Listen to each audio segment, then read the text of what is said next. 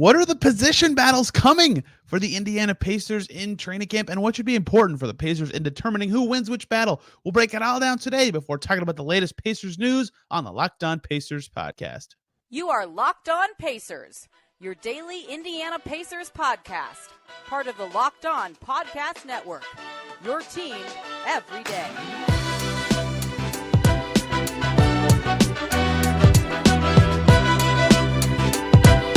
Happy Tuesday, everybody, and welcome into another edition of the Locked On Pacers podcast, where we, of course, talk about the Indiana Pacers. As always, my name's Tony East. I cover the team for Forbes and SI, and today we're less than a week from Pacers training camp, really a week away because Media Day is Monday, and it's time to preview camp a bit by first looking at position battles coming for the Pacers. Loosely, I've talked about them on this show. I want to dive more in depth on those because basically at every position at some level, starting, bench, what role specifically a player will play, there'll be a battle for minutes and opportunity available in training camp, and that will be one of the stories of campus. Who looks good? And at the end of the show, we'll get to all the latest Pacers news, probably the second to last news show of this offseason. And then just before the preseason game, we'll get through the final one for offseason topics. Yesterday, Dan Favale and I looked at top 100 lists. Later this week, Caitlin Cooper and I will preview the Pacers season at the point guard position. Lots of fun stuff coming here this week on Locked On Pacers, and probably another Buddy Hield related episode coming. If you want the latest on that, last Thursday's show is for you. We start with training camp, though, with competition coming. This is not just me making this up. This has come from the organization. Rick Carlisle saying back in July, the roster is very competitive. I love it. As a coach, you love it. Let's get these guys in the most competitive training camp situation possible and see who rises to the top and help everybody reach their highest level. And the stuff with playing time, that stuff all gets figured out. I'm not worried about that. And then Chad Buchanan, the general manager, was on the Setting the Pace podcast. Shout out to Alex Golden and Michael Facci. He said there's going to be a lot of competition in training camp, right? This is known by the Pacers. This is going to be a situation where minutes can be had, where just in general, their rotation can be set up a little bit. And I obviously think you come into this knowing who your tiebreakers are, right? Like in their head, I think the Pacers have something set of this is who our starters are, this is who our benches, because you need tiebreakers, right? If nothing separates itself during training camp, you have to know who you're going to pick. So I'm sure they have that all set up, but they still have to see how this plays out, right? Because there's a lot of things that they're going to have to decide very early in the season before they even tip a game. And to me, it comes down to two things. One thing the Pacers will have to consider in their rotational decisions is who fits the best with Haliburton in the short term and long term. And this is related and not my second point, but just the same thing. Who fits the best without Tyrese Haliburton? Being able to play well without him and buoying different units is just as important as being additive to the 30-plus minutes a game that Haliburton is on the court, right? Those two things, that one thing, really, but the two sides of that coin are going to be valuable in some of these position battles. It depends on the position. And the other factor here is what goals are more important to the Pacers at that specific position?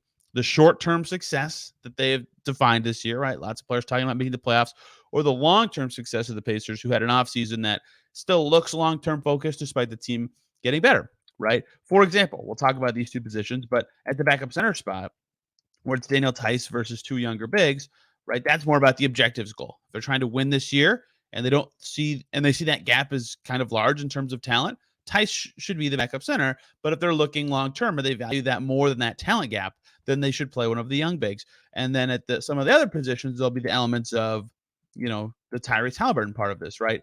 Obi Toppin and Jarris Walker could be about fit with and without Haliburton because they both kind of are short and long-term plays, with Jarris, of course, being more of the long-term play. But again, there's some talent and fit elements involved. So generally, I would say to that point too, every player on the roster would be better, or at least a little better, playing with Tyrese Haliburton, right? Most players will do well with him, but there are some who can thrive or do well without him, or maximize the team when he's not out there versus being additive when he is out there. And I think that former group is important to determining a second unit or determining how the substitution patterns will work, right? So there's a lot of things for the Pacers to consider in all of these battles. And I just kind of tipped two of them and how I think they'll go and what their important factors are. But I think the place to start and where this all kind of expands from is actually a position battle that is two players that aren't even the same position, right? This is a combined battle that is the backup ones and kind of the backup wings. It's really a backup one versus a backup forward. and it's TJ McConnell and Aaron Nesmith, right? They are, to me, from the outside looking in, but kind of reading the tea leaves, looking at the roster, the way it's set up, hearing how players are talked about, looking at who deserves more minutes and things like that, the additions that were made. TJ McConnell and Aaron Nesmith are competing, to me, for minutes. Perhaps the Pacers will say in training camp that they're going to try an 11-man rotation. Maybe they'll try an 11-man rotation in a real game, but that's hard, right? You're not getting the most out of your players, the most rhythm out of your lineups when you're playing that way. So if the starters are a 1 and a 2 and a 3 and a 4 and a 5, and that one is Tyrese Haliburton, you can only have one backup point guard behind that player. And if that player is TJ McConnell, who's the backup point guard, well, then they have to find minutes for Andrew Nembhard. And you can easily, if you're the Pacers, move Andrew Nembhard into the guard wing group, but that group comprises of Bruce Brown, Benedict Mathurin, Aaron Nesmith, Buddy Hield, right? They have a lot of bodies in those spots, and I'm even forgetting one who should be in the mix for minutes there. So it's going to be hard. Bruce Brown, Ben Mathurin, Aaron Nesmith, Andrew Nembhard, and Buddy Hield. That's 5 guys.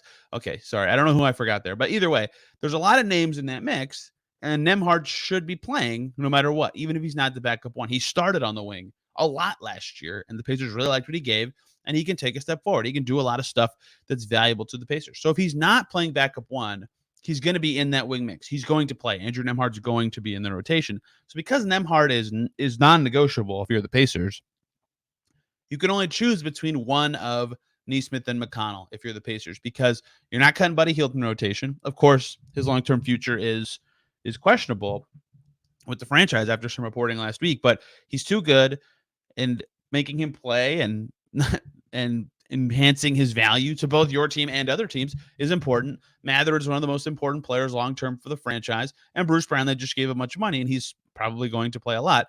So all those guys are going to play.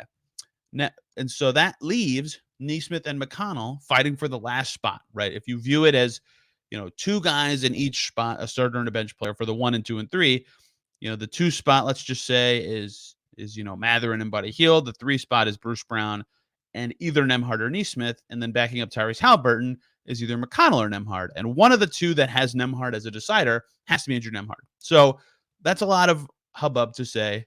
McConnell and Nesmith, to me, are competing for a role, a daily role in the rotation. This could come down to a few things. But because they're probably both coming off the bench, the key one to me is the short and long-term part, because the fit with and without Haliburton is important. In fact, McConnell being able to be, last year especially, the only guy who could consistently put pressure on the rim besides Tyrese Haliburton was very important, right? That made the bench units more potent. That meant the Pacers didn't have to sacrifice as much style when they switched from first unit to second unit, right? It's the problem the Nuggets have. No one can play like Jokic. So when their bench is in, they have to do their best to switch their style up. The Pacers didn't have to do that a ton because McConnell was good at a lot of rim pressure-y things. He also has some, he's on the shorter side. He has some issues with being respected by defenses for his shot, even though he made them last year, right? He is a talented player. He also has some more to his game. He's also 30 and has a half guaranteed contract next year. So from a Pacers timeline perspective, he's a short-term player, whereas Nesmith could be both. He could be a short-term and long-term player. He's one of their best wing defenders, and he's young, and they have restricted free agency next year if they would like to keep him. And so to me, I'd be playing Aaron Nesmith. I would have Nembhard be my backup 1. I would still give him some minutes at the 2-3 spots, but I'd have him primarily be the backup 1, and Nesmith would be the wing that I choose. But that's something they'll have to decide in camp. If it comes in and McConnell looks amazing, or the second unit really needs him to be the creator because Nembhard maybe isn't cutting it in that way, or they need Nembhard with the starters for his defense, right? Maybe that's another way this comes to fruition, and then McConnell wins it. Who knows? But that's the big one, because that kind of shapes what else their units need, or who you're pairing with who, or how you decide, right? They're both good defensive players, but that kind of influences what the rest of the units need, or what some of the rest of the rotation could look like, because that's a battle that's between more than one position, right? So that is the key one to watch to me, especially because, some of these is going to be who starts and who comes off the bench, and that's a little easier to kind of break down. This one is literally potentially who isn't playing, and that's significant for the short and long-term future. We'll see. Nesmith pairs certainly pretty well with Tyrese Haliburton. I'm not so sure about McConnell's long-term fit next to Haliburton, even though that did go well this past season. Let's talk about some more of these, some more that are at the same position, a little more natural to discuss and talk about before we get to that, though, I need to talk to you guys about the great people over at FanDuel. Snap into action this NFL season with FanDuel, America's #1 sportsbook. Right now, new customers get $200 in bonus bets guaranteed when you place a $5 bet on FanDuel. That's $200 in bonus bets. It's a lot of money, and that's win or lose on that $5 bet. If you've been thinking about joining FanDuel, there is no better time to get in on the action. The app is super easy to use, right? There's a wide range of betting options, a ton of your faves. You can do your parlays. You can also do your spreads. You can do your player props. You can do your over-unders, whatever you want to like on your favorite team. The Colts look splendid, 2-1 right now. Check it out. They've got it all on FanDuel. Visit FanDuel.com/LockedOn and kick off the NFL season with FanDuel, an official partner of the NFL. Thank you, as always, for making Locked On Pacers your first listen today and every single day. For your second listen, I just alluded to it in the FanDuel ad. Cross Sports, Locked On Colts, the 2-1 Colts. I pre-recorded yesterday's episode, so I couldn't include the second listen in there, but they beat the Ravens at Baltimore. Their kicker looks awesome. The Colts are fun, at least right now. Check out Locked On Colts for the latest on the 2-1 Colts. And will Anthony Richardson be playing this week? Let's continue here in Pacerland with some of the upcoming battles to watch in training camp after the Nick McConnell-Neesmith one is decided, because Nembhard's playing.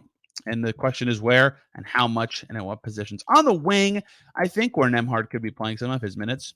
There's going to be a battle for minutes to me. I don't know if it necessarily there will be a battle for starting spots. I think the Pacers will probably say there is in camp, and maybe they're telling the truth. I don't want to assume anything. To me, the Mathurin-Brown duo should be the choice. I'm picking Mathurin if I'm the Pacers because I need to know, this is the long-term play versus short-term play. I want to know two things. I want to know how good his fit is with Haliburton, really. They did have a positive net rating in those minutes last year, but they didn't seem that complimentary. That's just from watching. That doesn't mean anything. Just how something seems doesn't matter if the numbers are good, but you want to see that if you're the Pacers. You want to see, yes, these guys are clearly complementary pieces. Mathurin looks good. We can develop this partnership long-term, or Mathurin's going to have to do a lot of his damage with Haliburton on the bench. If he still looks good, either of those are fine, but that's still information you'd like to find out. And then Bruce Brown, of course, they just gave $22 million to. He's the highest paid player on the team. He's going to fit well in a lot of lineups. He's going to add to the team on both ends of the floor. That's the kind of player you start, and you play a lot with your star player. So to me, those are the starters. Buddy Hield, though, has a case. Best shooter on the team by a mile, maybe the best shooter at least on an individual game basis. Of course, Reggie Miller is the best shooter in franchise history, but like right now in this era on an individual game basis, maybe you could say it's Buddy Hield. A lot to be desired elsewhere, of course. But the thing with Hield is, if you're already playing a guy like Bruce Brown, who's certainly a short-term choice, although he could be a long-term one, he's only 27, Hield pairs very well with Haliburton. So if you're deciding there, or you're figuring how to distribute the minutes and Hield's your sixth man, Hield having a good camp, or at least Hield proving that he is significantly better with Haliburton than without, is going to force the Pacers to kind of evaluate how they decide how many minutes go to which guys in that mix. And if Nembhard's in that mix too, or Neesmith and Nembhard are in that mix, then they'll really have to decide who fits well with and without Haliburton. Nembhard could be a wing with the second group, and he and McConnell could attack together at times, but that's not a lot of spacing. So they'll have to figure out all those sort of things. And I think there's going to be an interesting battle on the wing for minutes, although I don't necessarily think it'll be a battle for starting spots unless the Pacers start off the season just terribly or something weird is going on in those minutes. But I think Brown and Mathurin make the most sense. And if you listen to the rotation prediction episode I did with Eddie Garrison early in the offseason, you can see how he broke out the minutes at every single position based on who we think will play and how much at every single spot. On a deep team, it was actually a pretty hard exercise. And the 3 and 2 are both kind of baked into the wing part that I just talked about there in terms of who makes the most sense at what spot. So you can call that the 2, you can call that the 3, whatever. But there's going to be a minutes competition between 4 or 5 guys for the spots there, with Ben Shepherd being one who could sneak into at least fighting for minutes if there's a trade or if there's an injury, although I think he's on the outside looking in right now. So we know who the 4, and this one is similar in that it only is one of the 2. It's not a fight for playing or not playing. In this case, it's going to be who's starting. It's Jarace Walker and it's Obi Toppin. And I just realized in my notes I typed topping. So we're talking about pizza apparently. It's Jarace Walker and Obi Toppin. Although I have to add something here. NBA.com and Steve Oshburner put up a Q&A with Rick Carlisle over this past weekend, 3 days ago. We're going to reference this in the news segment to close out today's show. And Steve asked Rick Carlisle about Obi Toppin. Let me read you Rick Carlisle's full answer. He said, this is a quote from Rick. Look, since TJ Warren's injury 3 years ago, the Pacers have been in search of a four-man, a starting four, and a legitimate backup. So, with Toppin, with the drafting of Walker, and with Aaron Nesmith back this year, we've got three guys that have played the position effectively, not to mention Jordan Nwora, who played very well at the end of the year. So, all of a sudden, we've got a lot of possibilities there. The key part of me that was the inclusion of Aaron Nesmith. And he's alluded to Aaron Nesmith at the four. That's twice. I can't remember the other one. I think it was at Summer League, but I can't remember this summer.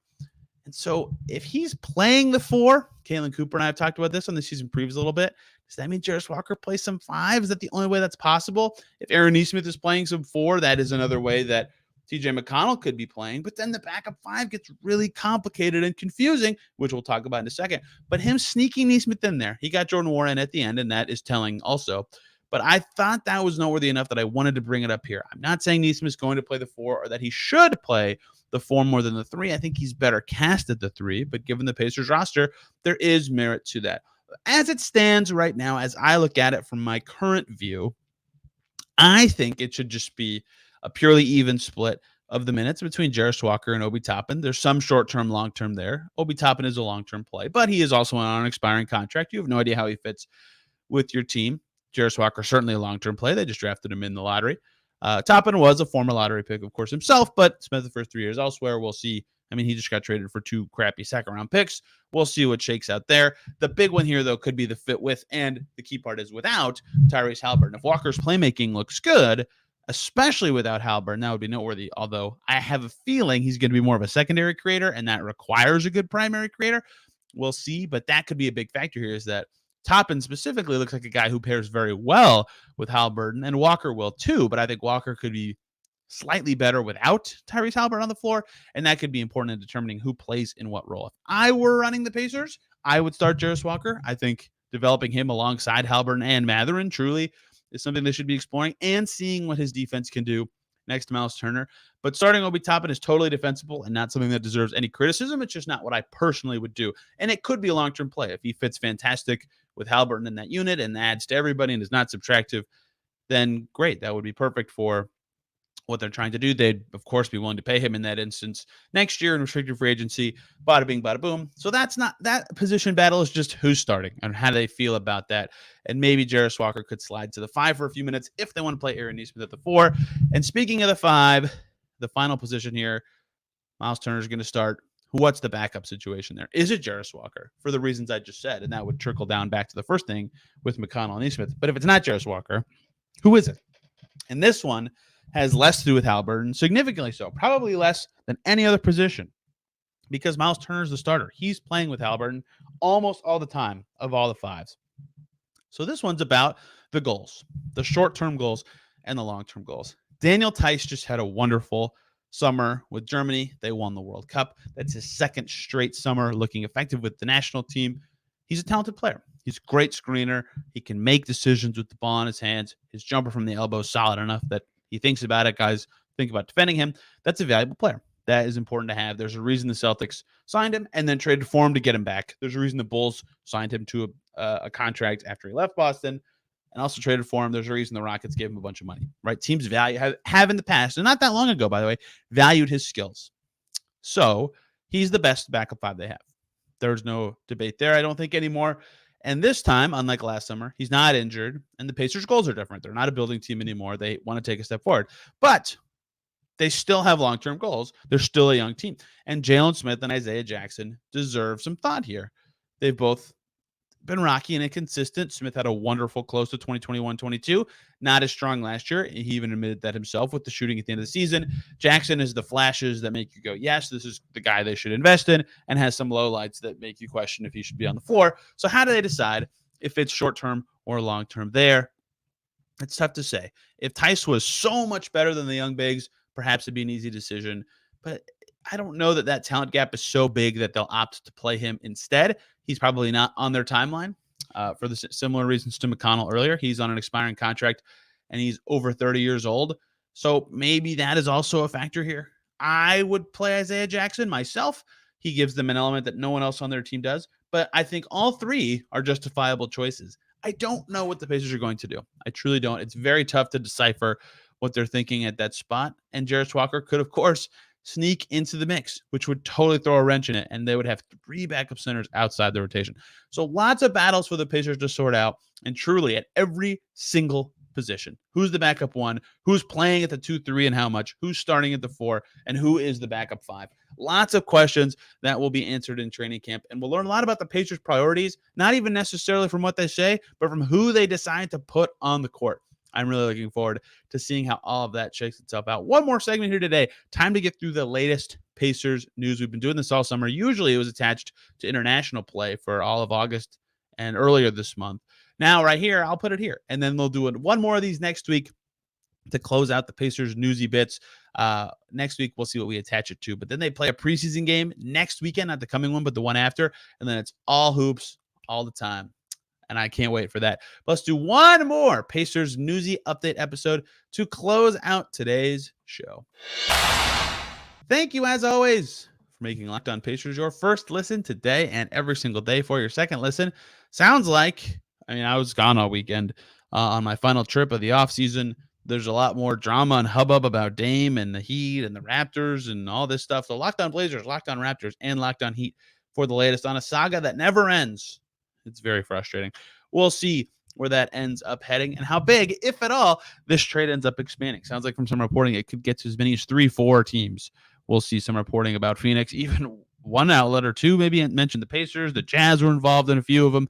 There's a lot of ways this could go. We'll see what ends up happening. That, I guess, is a news item that I just included that, although I know little about that at this time. Let's dive in to the current Pacers news, starting with, there's two sections here, three really. The first one is stuff that was said on podcasts, which I enjoy talking about. It gives you a nice perspective on Pacers history. First up, Miles Turner went on Run Your Race with Theo Pinson. If you remember, Bruce Brown also went on Run Your Race with Theo Pinson earlier in the summer. Run Your Race, a really good show. Theo's good at this media stuff. He takes you through a player's career, not from NBA career start to finish, from like you're 5 years old, why did you pick basketball, to now. And because he, of course, was a college great player and has been in the NBA, is very good at asking these questions and broaching them in a way that is comfortable for players. The part I enjoyed the most in Miles Turner's interview, among many things, was him talking about Larry Bird and the message Larry Bird had for him after being drafted. Of course, he's an intimidating guy to be around, but this is part of what Larry Bird being around is so impressive, right? A lot of draft prospects this year talked about it because Bird was back in the building. First of all, Turner called him laid back, but he said he's about his business. He's not really into the hokey or social media. It's work. And then he said Larry Bird told him, I drafted you for a reason. And now he's kind of held with him. Miles has his whole career that Larry Bird drafted him and believes in him. He said, I wanted to make sure I put a return on his investment. It was dope to be in the presence of greatness like that. And I know that he saw the greatness in me. That was really interesting. Lots of more good stuff. I highly recommend you listen to it. Run Your Race with Theo Pinson, Miles Turner involved. Larry Bird, of course, back with the organization. Amazingly, Larry Bird sneaking into our second podcast appearance that we're talking about today. This one happened a while ago. I don't know how I missed this. Draymond Green went on Podcast P with Paul George, two non-Pacers players right now. What could have been? They talked some draft stories. This was when Paul George was with the Pacers, Draymond Green in the draft, where he notoriously went in the second round back in 2013. Draymond told Paul George he worked out for the Pacers twice, 2 times. He thought there was a chance. They ended up picking him. Pacers, of course, had picked 26 that year. And in retrospect, Draymond probably should have gone like 2, 3. I don't even know who the top of that draft was. Maybe 1. Draymond recalling that no one knew what position he could guard, and that's why he fell in the draft. The Pacers picked Miles Plumlee at that pick. Obviously, they would have preferred Draymond Green. Draymond thought the Pacers were an option. Of course, he worked out for them twice. However, to tie this back to Larry Bird, who we just talked about, Larry Bird was the president that summer, and right before the draft, like 2 or 3 days before, Larry Bird stepped down that same day as Draymond's second workout, funnily enough. So I don't know how much that actually played a factor or if Larry Bird is a Draymond guy, but I think that's super, super interesting. They also flipped the conversation and talked about what if the Golden State had picked Paul George with the Ekpe Udoh pick in the 2010 draft. Paul George has been really good at media on his show as well. Draymond, of course, has his own podcast. They did a wonderful job. Another highly recommended one there. But really interesting to think about what could have been had the Pacers picked Draymond that summer, or if Larry stepping down. I don't even know if it's evolved, but if it was, what that could have meant for that draft and the future of the Pacers, and what Paul could have looked like if PG was on the team. That is, of course, lacking all the context about who the rest of the Pacers roster was and if Draymond Green ever played. And the final podcasting thing here is, once again, Paul George, who said on Stephen A. Smith's podcast that he thinks the Pacers could have won a championship if he didn't get hurt with Team USA, right? LeBron leaves, time's coming. He thinks it could happen, and then he broke the leg. He thought that was the time that they could have won a title. Of course, they went 38-44 that year.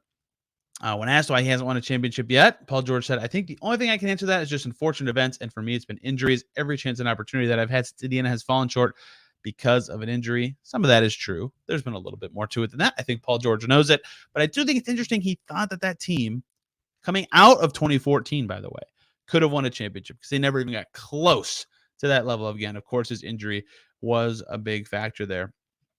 But he felt like that he was going to take some stuff from Team USA, come back, be great, and they were going to win it, or at least have a chance, and they did not. So very noteworthy stuff there. I recommend, of course, listening to Podcast P, but that was on Stephen A. Smith's podcast, which was also very good. I just enjoy all basketball content, apparently. Anything I learn something new from or get inside baseball kind of knowledge from, I enjoy. The next section of news today, we'll be calling it transactions. Minor, some not even happening yet, but could. First up, Serge Ibaka. Very small, but he ended last season with the Pacers. They waived him right after the trade that got them Jordan Nwora and 3 second-rounders. He signed with Bayern Munich over in Europe. In theory, he could have been back in the NBA. He has no cap hit with the Pacers, so there's no effect here, but he is no longer in the NBA. I don't know that he'll ever be back in the NBA. We'll see.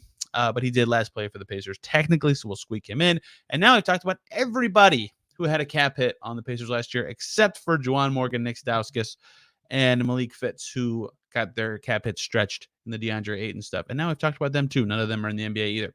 Jordan Bell, 38th overall pick in the 2018 NBA draft, won a title with the Warriors as a rookie. Decent player, 5-year NBA career, last played for the Bulls. He is signing an Exhibit 10 with the Pacers. Michael Scotto reported that. I can now confirm it via some league sources. Jordan Bell joining the Pacers on an Exhibit 10. Sounds like he'll be with the Mad Ants. He's played with the Mad Ants before, actually, 2 seasons ago for 21 games.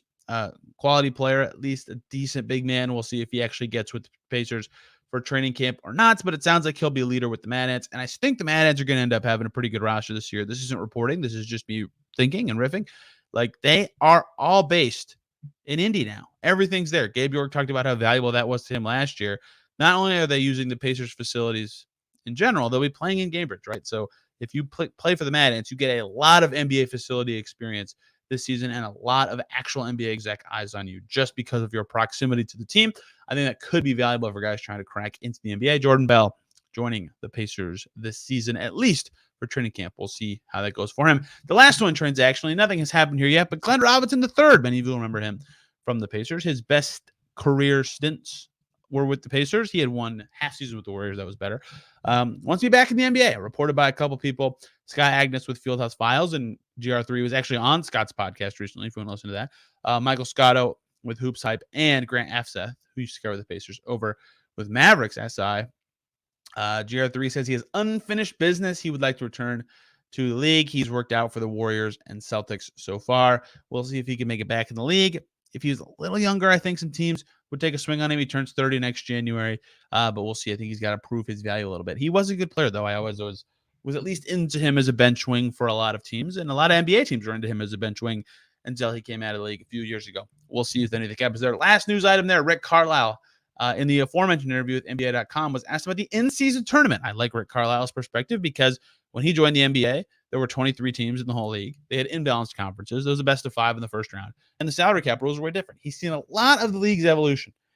So his comments on the in-season tournament mean a lot to me. Rick Carlisle on the in-season tournament, he said, This is another trophy. The Premier League in soccer has been doing this for decades with a high level of success, so it's time to jump in. It sounds to me like it's very well organized, makes a lot of sense. I'm sure a lot will be learned in year one that will be adjusted for year two as needed. Yes, that is the right perspective. The adjustment in year two will be crucial. I think as long as guys take it seriously and there's no injuries and no threat to team success on their actual title run, I think it will be a good idea. There's more basketball games people will be trying.